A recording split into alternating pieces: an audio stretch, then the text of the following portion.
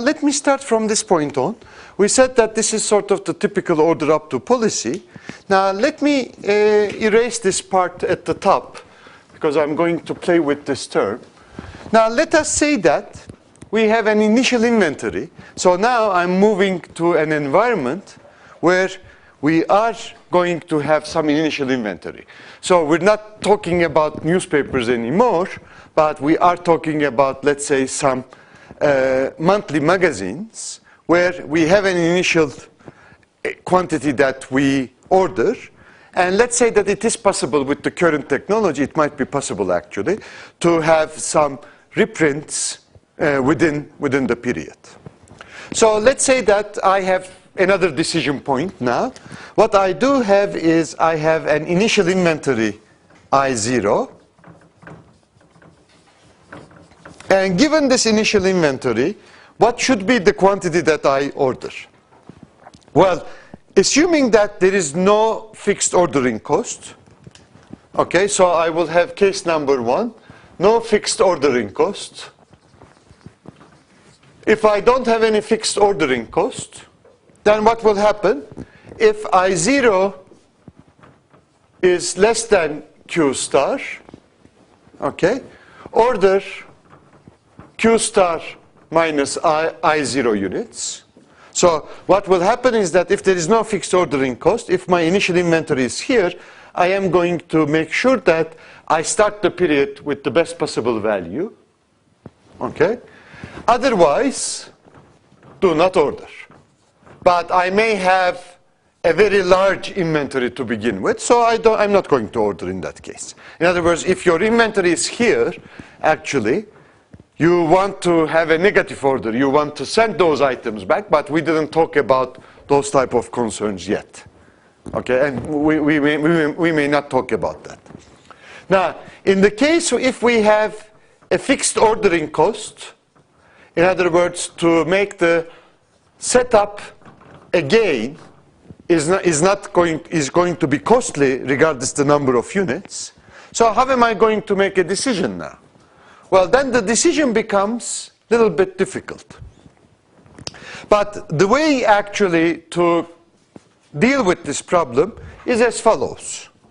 And now I may use, well, a different color because basically I need to differentiate that. So what happens is that this is the expected profit that you are going to get at most. So if you order, you are already going to lose A units of that expected profit. So what does this mean? Then I can simply draw an A here, and this is going to be the profit that I'm going to make if I give an order. So this is going to be my profit level. Why? Because I know that I will reach the best possible value. Okay? However, I will pay some fixed ordering cost. So my expected profit at the end will be this new amount. So this is the expected profit that you can achieve if ordered.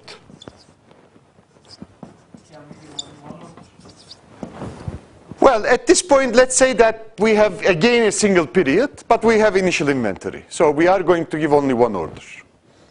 Okay, so what happens is that if you decide to give an order, this is going to be the maximum profit that you can get.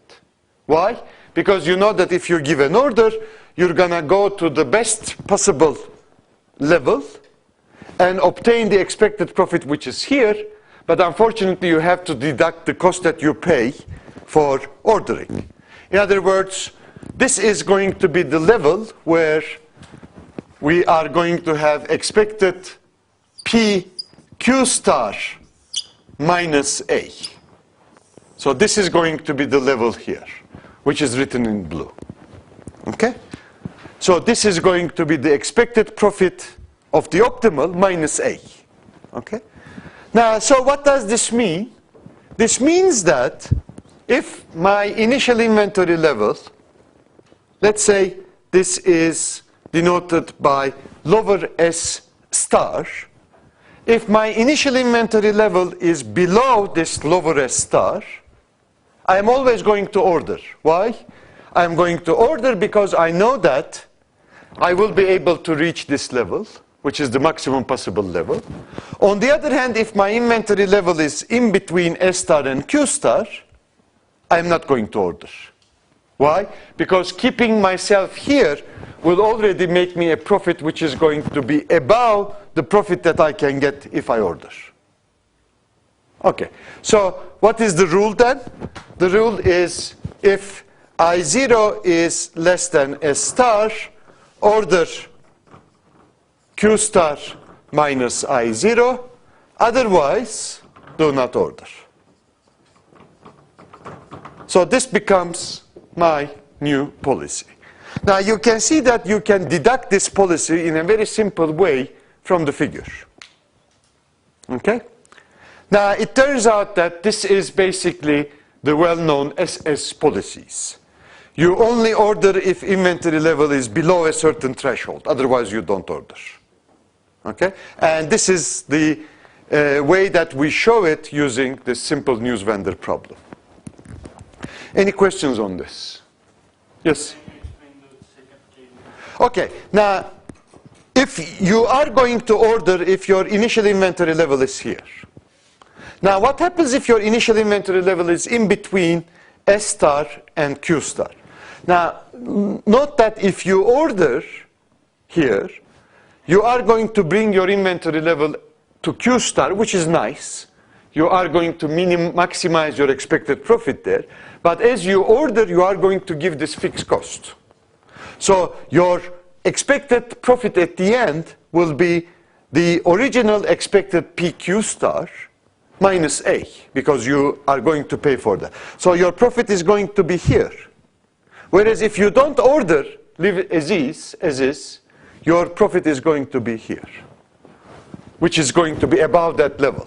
So you prefer not to order, of course. On the other hand, of course, if you are above Q star, you will never order. Okay.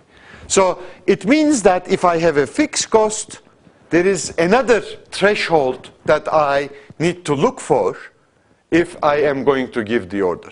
So what this threshold is doing is simply keeping you a little bit away from ordering. That's the purpose of that threshold. Okay. So this is actually what happens in reality. Like, think about EOQ. In EOQ, well, although it looks like everything is deterministic, it looks like a periodic review system that you order every period. Actually, the periods are selected in such a way that you order every period. But if you had some artificial periods at the top of that, there will be certain periods that you are not going to order because of the existence of this fixed ordering cost. Fixed ordering cost creates an economies of scale so that you only order when you order a sufficient quantity. Otherwise, you don't order. Okay. Now, let's move to policies in general.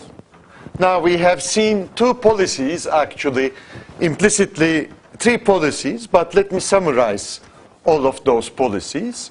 In general, we are going to have a number of different policies, but in inventory, we are usually very happy if we can find a solution to a very complicated problem by imposing a certain policy to that structure.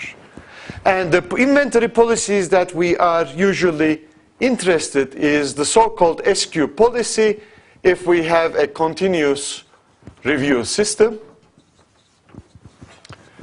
What does this mean? How does it work?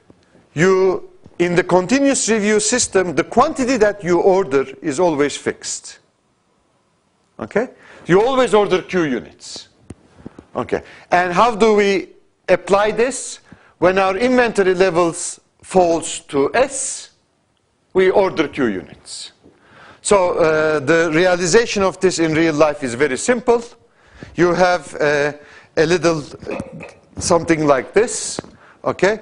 So if the level of water drops below a certain level, you simply ask for more and fill it up. Okay? So this is what we do actually.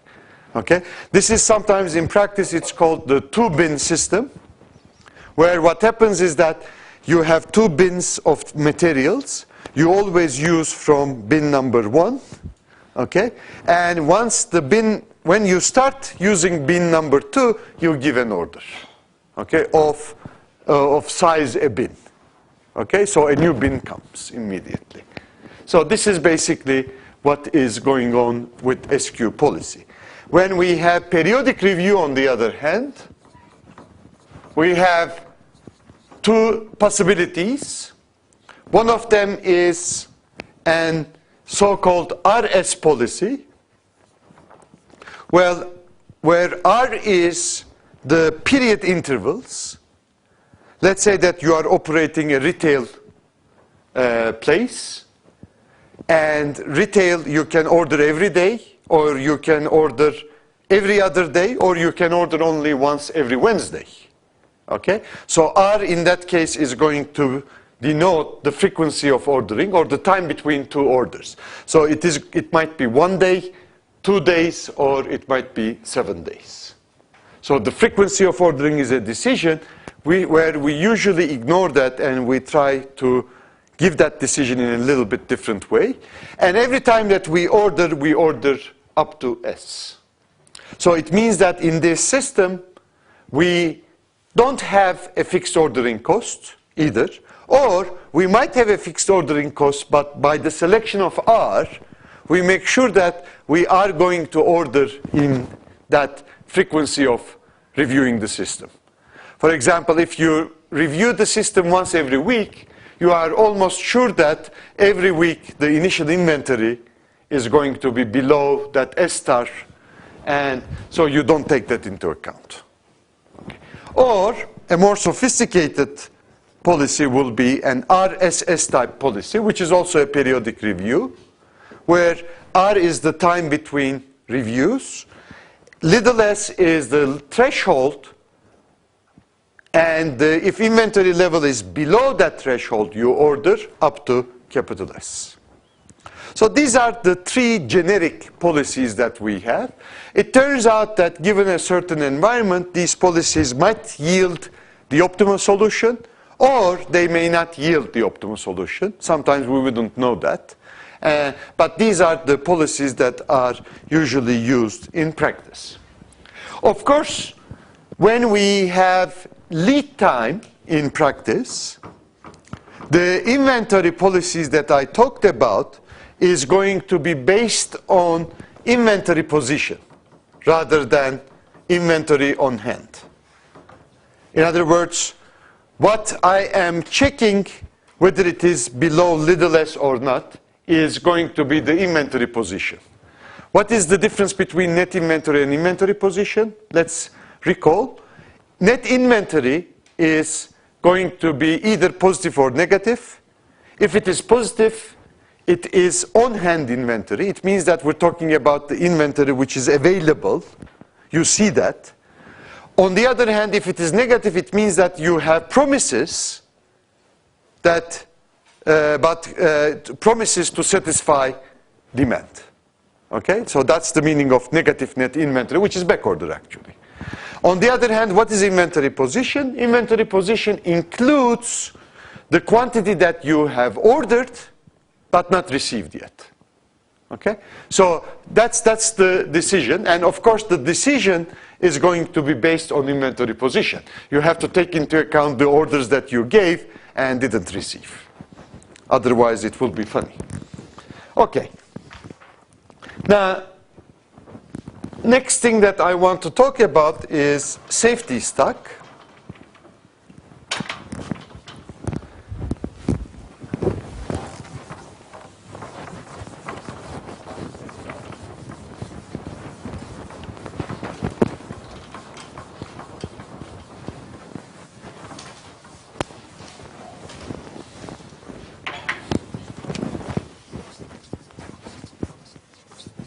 Now, of course, when you have lead time in periodic review or continuous review systems, in other words, you give an order, but it takes some time for you to receive that order. And then we have to make sure that we do have what we need, enough stock to satisfy the demand in the way that we want. Note that in the news vendor problem, we didn't have this, because usually we would order once before the season, and we know that it is going to come sometime during the season. In certain problem structures, of course, the time that it arrives is very important. I remember one of the problems of Nike was that they had to wait for some time in order to make sure that they understand what the fashion will be in the coming season. So they delayed the manufacturing as much as possible. But if they delay the manufacturing after a certain threshold, then for them to reach the market in the Far East, in Asia, in Russia and in Asia, would be very difficult. They have their manufacturing base in Europe. So for certain brands. So what happens is that they have to make sure that they start manufacturing a number of days before the season. And then what happened was that they decided that they would delay it, but make the shipment using planes. So they shipped their cargo with planes. We're talking about shoes, which is like volume-wise and weight-wise, it's heavy. But they found it to be more economical than ordering early, manufacturing it earlier. In other words, they preferred to manufacturing it a little bit late with some information and then pay a lot of money for transportation compared to manufacturing it earlier. So this was more or less the case. So you can see that, number one, here lead time is going to be important even if you have a single period problem. But we generally assume that in the news vendor problem, we assume that we know the lead time, which is one of the things that we are going to see in one of the papers, I think in the 7th or 8th week. We're going to see the application of the idea of this Nike in the problem. Now, in general, when you have lead time, what is important, what becomes important is the safety stock. Let us say that you have a continuous review system. So let's say that we are applying an SQ policy.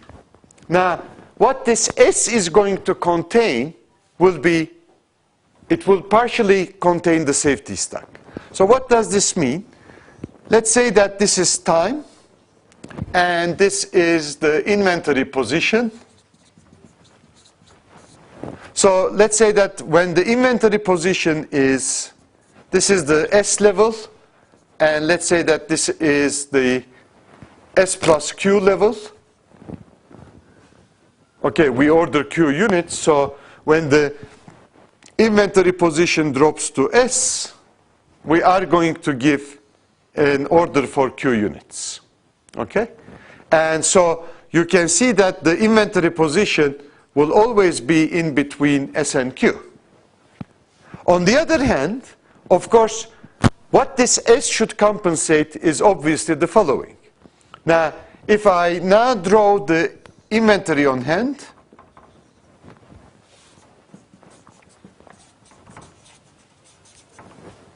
so let us say that the S value is here. So what happens is that when inventory level drops to S, I give an order Q. Let us assume that there is one order outstanding. Okay, just this is to simplify. So what I am assuming here is that the inventory position is equal to inventory on hand up to this point. There is no order outstanding. At this point, there will be one order outstanding. So what will happen is that the inventory level will go down until you receive the Q units. It may go to negative or it may stay in positive. So what happens is that this S units that I need to find should compensate, number one, for the expected demand during lead time, plus it should have some kind of a safety stock. So it turns out that the reorder level S is defined as safety stock plus expected lead time demand. So usually I define S as the expected demand during lead time plus safety stock. Now, why do we keep the safety stock? In general, the cost of back ordering is more than the cost of carrying inventory. So we have a tendency of keeping a little bit more stock than the inventory, than the expected lead time demand. Note that if the lead time is very long, this quantity is going to be different. Of course, when lead time is long, you might need to keep more safety stock. So lead time in that respect is something that we don't like. Longer lead time, you need to have larger reorder levels, which means that you are keeping a lot of inventory either on the way or as safety stock. Now, the way that I will describe safety stock is the expected inventory level that you would find at your physical inventory just before receiving a new order. Okay? In other words, safety stock in the long run is not something that we expect to use. We keep it there because there will be certain periods where demand is going to be high. It's a cushion for that. But in the long run, I know that it will be, on the average, the inventory that I'm going to have on hand. Okay? In Turkish, we have a number of different words that is used for safety stock. One of them is koltuk ambarı. Okay, koltuk ambarı actually means that you have it guaranteed underneath your arm. Okay, and basically there are certain firms where this number, this quantity is not even known by the management, because workers make sure that okay, you have sufficient quantity so that the production will never stop. Okay, that's the reason why it's called koltuk ambarı, which actually means that it's something that you can put underneath your arm. So in that respect, it's the average value. The safety stock is the average value that you expect to see in your inventory just before the arrival of the new order. So it's not something beneficial, of course. If it is very large, you start feeling a little bit uneasy. Okay, so this is the general structure in the continuous review.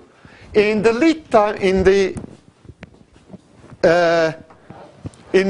periodic review, we have more or less the same structure, but now we have to be careful because the expected demand during lead time is not going to be useful for this case.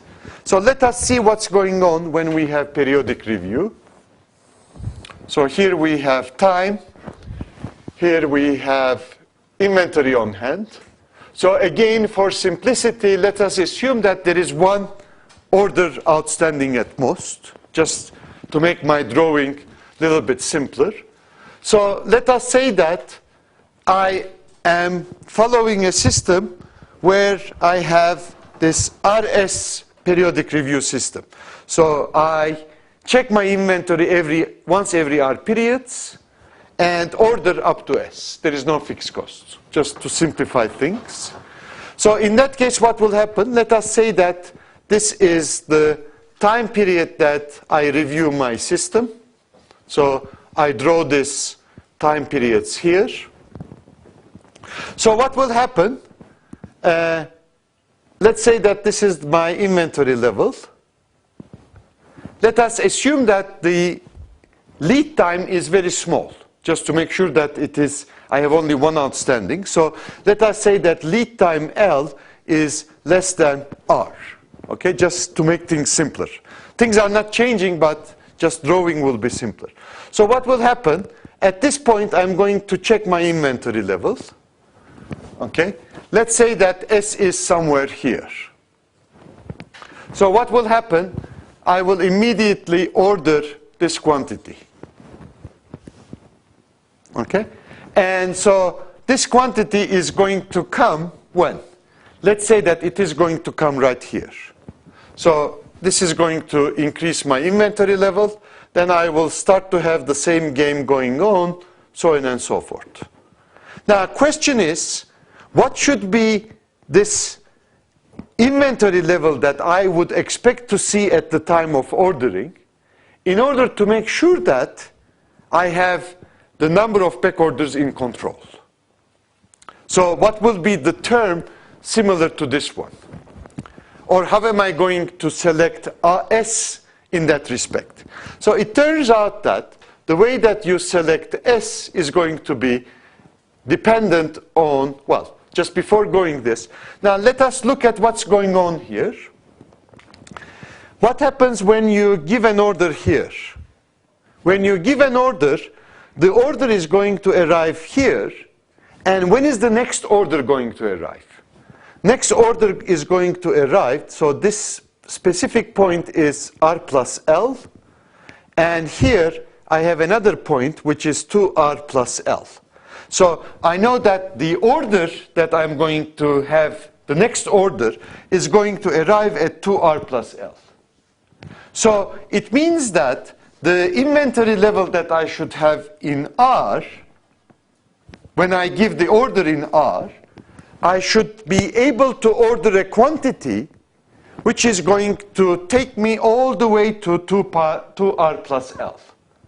In other words, I have to make sure that the quantity that I ordered in R, okay, and plus the quantity that I already have, should be able to take me all the way to 2R plus L point in time. So it means that the quantity that I order should be sufficient for R plus L periods. So this time, then the capital S value, I know that I am ordering up to capital S, can be defined as the expected demand over R plus L, where L is the lead time, plus a safety stock. Yes? We are ordering at R plus L? No, we are ordering at R. Okay, we are bringing the inventory level to S, and the quantity S should be sufficient for the demand that you are going to have all the way to R plus L. So it means that it should cover R plus L periods. So notice that here in the continuous review we don't have this R, because R is practically zero. You review continuously. Whereas here, the interval that you review becomes important. So as a result, what will happen? As you select a larger R, you need to have more safety stock. Because you need to carry the expected demand over that period, plus your safety stock should be a function of that. So when you look at these two equations, one of them is for continuous review, one of them is for the periodic review. What you have is you have a safety factor, safety stock, which is going to be added over some expected value. Now, question is, how are we going to determine the safety stock? And usually in practice, the safety stock is thought to be a function of a constant, which we call service factor, times the sigma over the period of uncertainty. So this is the standard deviation of demand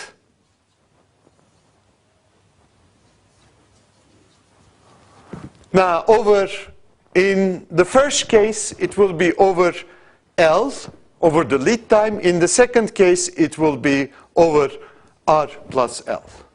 In other words, the period of uncertainty is the standard deviation that you are concerned. Now, usually, I think Silver calls this expected demand over response time, where response time is actually the time between two orders, R plus the lead time. So in this case, the response time is simply L, whereas in this case, the response time is R plus L. So the standard deviation of demand over the response time is what we are after. In other words, as the response time gets larger, the standard deviation is expected to get larger as well. So you keep more safety stock. Now, what is the service factor? Then you might recall this, that we have a number of different service definitions, like fill rate, probability of stock out, so on and so forth. So you determine the safety factor, and accordingly you are going to get the sigma value. Of course, this is also a function of optimization. If you have backorder costs, carrying costs, and so on, you can write the expected cost function and determine this k optimally, so on and so forth, given a certain function. But in general, the standard deviation is what is important. Now, let us come to the next step. So what happens is that this is the expected demand over the response time, and this is the standard deviation of demand over the response time. Now, how are we going to compute this, or what is the standard deviation over response time? Let us see a few things about that. Okay.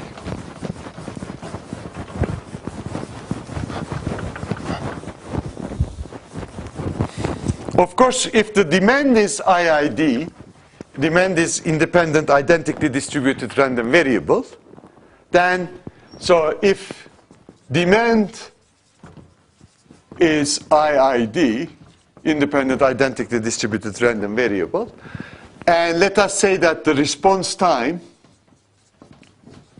is RT, whether it is lead time or lead time plus the review period. And then what happens is that then we would be looking for the sigma over RT. And so usually if it is independent identically distributed, then what we have is we have summation I from 1 to RT of sigma of one period, sigma square of one period. You simply add up the variances. Okay?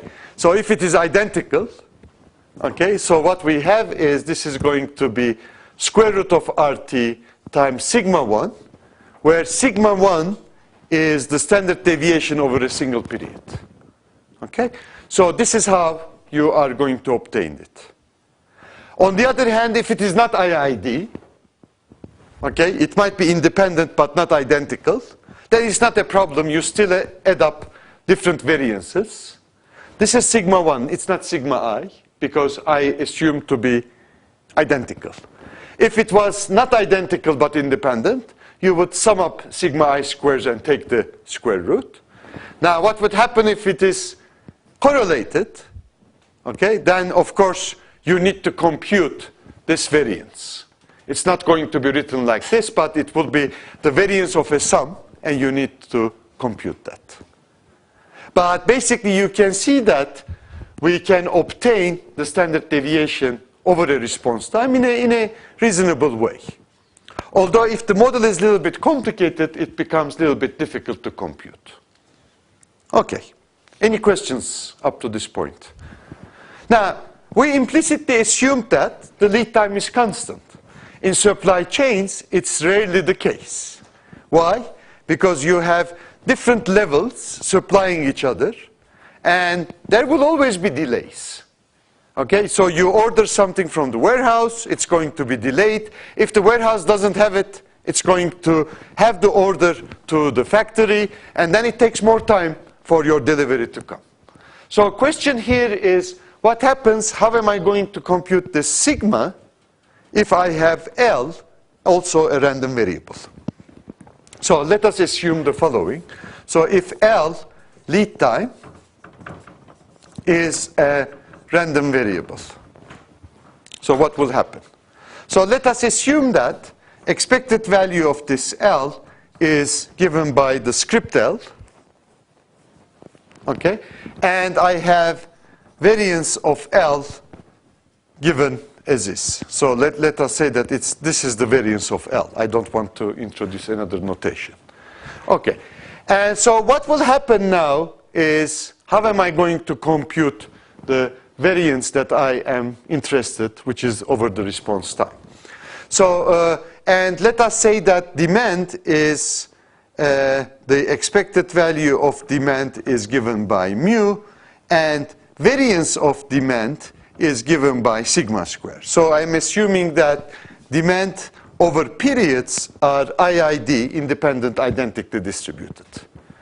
So I'm simplifying the problem actually, because this might be dependent, this might have a dependent structure, and the lead time might be dependent. You have more complicated structures, which is all possible. Okay. So now what I am going to compute is I'm going to compute the demand, the standard deviation of demand, let's say over lead time. Forget about the response time, but it's the same thing. But so let us compute sigma L demand, well, standard deviation of demand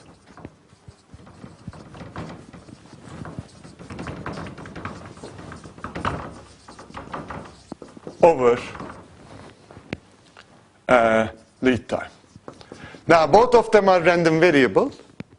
Both of them are random variables. Demand is random variable. In other words, you might have a short lead time, but demand might be large. Or you might have a long lead time, but demand per period might be small.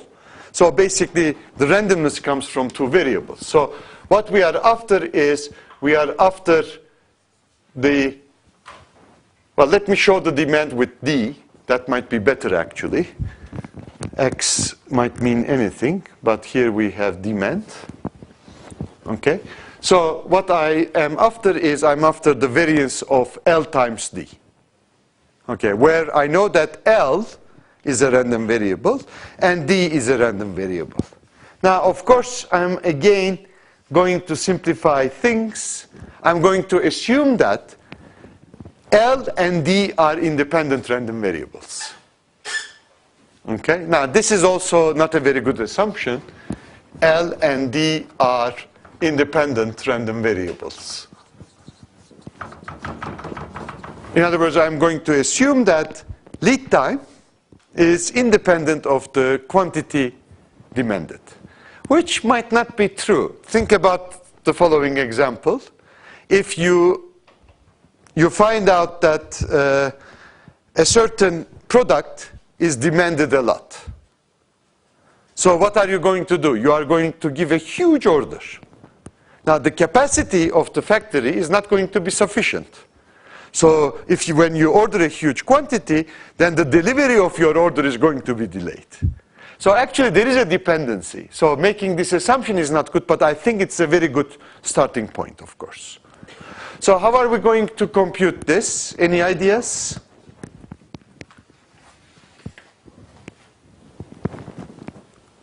Of course, we're going to make use of conditional probabilities.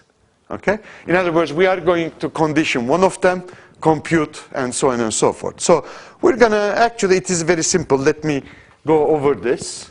So this can be written, this term can be written as the expected value of LD squared minus expected value of LD, the whole thing squared. Okay? Now I'm just using the definition. And this term is what? This term is L squared times mu squared. Because now you can write this expected value of L times expected value of D, the whole thing squared. And this becomes L squared mu squared according to my definitions there. So this term is a little bit more difficult to find out. Now when you have higher order terms that are functions of random variables, and if it is not a linear operator, what you do is you make this transformation that we have seen here continuously so that we obtain a reasonable term. So we condition and we compute the variance given a certain value. So here, this is what we're going to do. If you remember, now I'm only going to be interested in this term at this point. Okay, I already know. Now, here I can rewrite this in terms of in terms of the in the following way. I will take the expectation of expected value of LD given L, and this is going to yield me, excuse me, this should be squared. Okay. Okay. So what I am doing is I am conditioning over L's, and taking expectation over L again is going to give me the expectation that I am looking for. Remember the conditioning rule? This is the law of total probability, I think. So let me write here just to remind you that I'm taking the second expectation over L. The first expectation is over D, and the second expectation is over L. Now, this term inside the parentheses, I can apply this definition. So I will have expected L. So this is simply variance of LD given L plus the expected value of LD given L, the whole thing squared.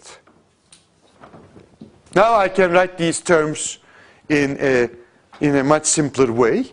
So this is going to be the expectation over L. So what is the variance of LD given L? If I give you the L value, what is the variance? In other words, if I give the fact that L is 5, what is the variance over lead time? 5 sigma square. Okay, L sigma square, if you remember. So this is going to be L sigma square plus, what is this value here? This is L square times mu square. Okay? Note that if I give the L value as a capital L, okay, so this is going to be simply, it will be a constant. So the expected value of demand times a constant is that constant squared times mu square. Okay, because I'm squaring this. So now let us take the expected value of this term. What is the expected value of this term with respect to L? So this is sigma squared times expected value of L. So we have L script sigma square plus, what is the expected value of L square? Well, again, we apply the transformation. So this is going to be mu squared times variance of L plus expected of L squared, which is script L square.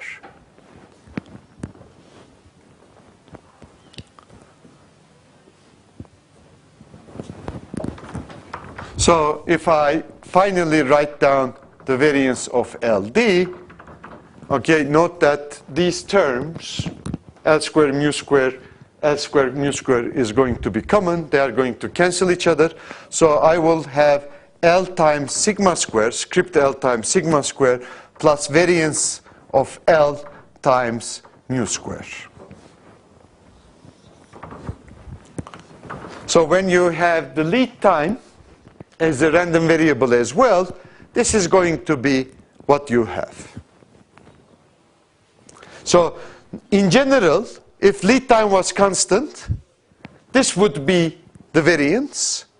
So as the lead time is also a random variable, we have this additional term coming into picture. Yes? Why we are taking the variance of LD given L? Shouldn't we also take the square of L square, sigma square? Again, here you mean? Yeah. Okay, now we are going to take the expected value.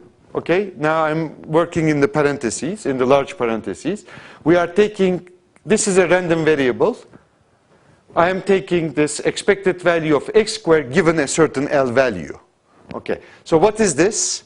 This is expected x squared, if you remember conditional probability. So I can write this expected x squared as the variance of x plus expected value of x, the whole thing squared.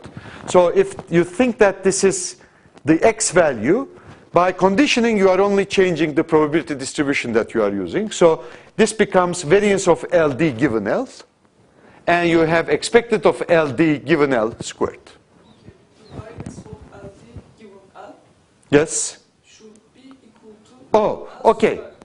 No, because basically given L, oh yeah, you're right actually. No. Okay. Now, given a certain value of L, okay, you are simply adding up L demands. Okay? Now, if I let you know the value of L, what I am doing is simply as follows. I am assuming that L is known, and I am interested in the demand over the variance of demand over lead time. So what I am doing is, they are independent identically distributed.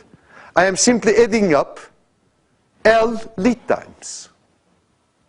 L variances, I mean. Okay? So you're asking this question, why do we have variance of LD given L is equal to L sigma square? Okay, now what does this mean again?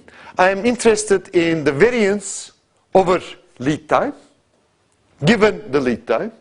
So this becomes actually the variance of lead time as if I have a deterministic lead time. So let's say that variance is, lead time is 5 periods. Demand per period is going to be the random variable that denotes the demand per period is D. So I am looking for the variance of demand over 5 periods. Okay? So each of them is independent identically distributed. What do? I add up the variances. How many variances do I add up? 5. So I will have L sigma square. This is the standard case, if you recall. In the beginning, when I said there is a certain lead time, okay, and what is the standard deviation over lead time demand is square root of L times sigma. Okay, so the variance is L times sigma square. Okay, independent, identically distributed, you simply add up the variances. Okay, so we are going to have this result. Note that if lead time is a constant, okay, this variance term is going to vanish, and you are going to end up with this term, which is actually what I'm talking about. In other words, if you had constant lead time, okay, the variance over independent, identically distributed number of L demands would be simply L sigma square. The standard deviation will be square root of L times sigma. Okay? Remember, that's the term that we used. I think, where was it? Okay, yeah. Well, I think I have it in the... Okay, yeah, this one. Okay, this is exactly what's going on. When you condition on a value of RT, this is going to be the standard deviation, or if you take the square, it's going to be the variance. Because demands are independent and identically distributed. If they were not independent, of course, this wouldn't be the case. Okay? So this is actually the place that we did this. Now, why did we have this exercise? We had this exercise just to show that you have some means to deal with more complicated cases. Now, once you have the sigma, or the variance, then you can apply the theory that you learned, even when you have a very complicated random lead time case. Okay? Random lead time at the top, random demand. Of course, given this assumption. Any questions on this? Okay. Now, on Thursday, we're going to start with EPEN. I'm changing the order. Don't forget that. And then we will talk about a paper by Nozick. So those two things are going to be the things that I expect you to read before coming here. Both of them are very simple, actually. One of them is like 3-4 pages. The second one is, again, 7 or 8 pages. But you are familiar with the type of models because it's simply a location model. Okay.